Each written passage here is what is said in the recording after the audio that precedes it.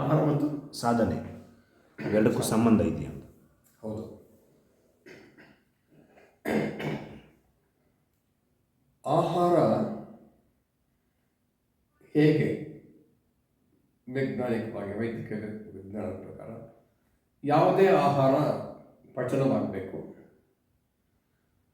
ಅದರ ಸಾರ ನಮ್ಮ ರಕ್ತಕ್ಕೆ ಸೇರಬೇಕು, ಮಿಕ್ಕಿದ್ದು ಹೊರಗೆ ಹೋಗಬೇಕು. ಕರೆಕ್ಟಾ?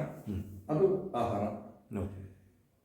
ಯಾವ ಆಹಾರ ಸುಲಭವಾಗಿ ಪಚನವಾಗ್ತದೋ, ದೇಹದ ಅವಯವಗಳಿಗೆ ಕಡಿಮೆ ಶಕ್ತಿಯನ್ನು ಅಂತ ಇರ್ತದೋ ಅಂಥ ಆಹಾರ ಉತ್ತಮ. ಯಾಕೆಂದರೆ ಇವನಿಗೆ ಬೇರೆ ಕಡೆ ಆ ಶಕ್ತಿ ಬೇಕಾಗ್ತದೆ ಅಲ್ವಾ? ಅದಕ್ಕೆ ಮಿತಾಹಾರ ಅಂತ ಹೇಳ್ತಾರೆ. ಎಷ್ಟು ಬೇಕೋ ಅಷ್ಟು ತಿನ್ನೋ ಜಾಸ್ತಿ ತಿನ್ನಬೇಡ ಅಂತ. ಅಂದರೆ ಅದೆಲ್ಲ ಮಾಡಿದಾಗ ಅವನಿಗೆ ಸಾಧನೆಗೆ ಅನುಕೂಲ ಆಗ್ತದೆ. ನಾನು ತಿಂತೀನಿ ಅವನಿಗೆ ಇಷ್ಟ, ಅಷ್ಟು ಮಟ್ಟಿಗೆ ಕಡಿಮೆ ಆಗ್ತದೆ ಅಷ್ಟೇ. ಅಂದರೆ ಹಾಗಾದರೆ ಇಂಥದ್ದು ಕಷ್ಟವಾಗಿ ಜೀರ್ಣ ಆಗತಕ್ಕಂಥ ಆಹಾರವನ್ನು ತಿಂದವನು ಸಾಧನೆ ಮಾಡಬಾರ್ದಾ ಅಂತ ಕೇಳಿದ್ರೆ ಮಾಡ್ಬೋದು. ಶ್ರಮ ಹೆಚ್ಚಾಗಬೇಕಷ್ಟೆ. ಶ್ರಮ ಹೆಚ್ಚಾಗ್ಬೋದು ಅವನಿಗೆ.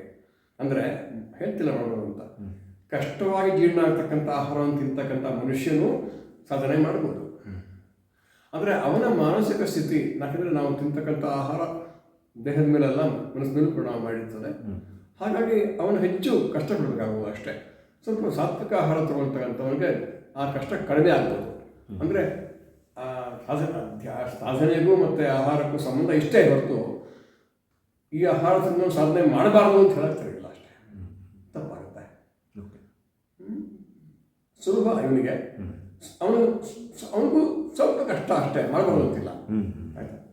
ನಿಷಿದ್ಧ ಅಂತಲ್ಲ.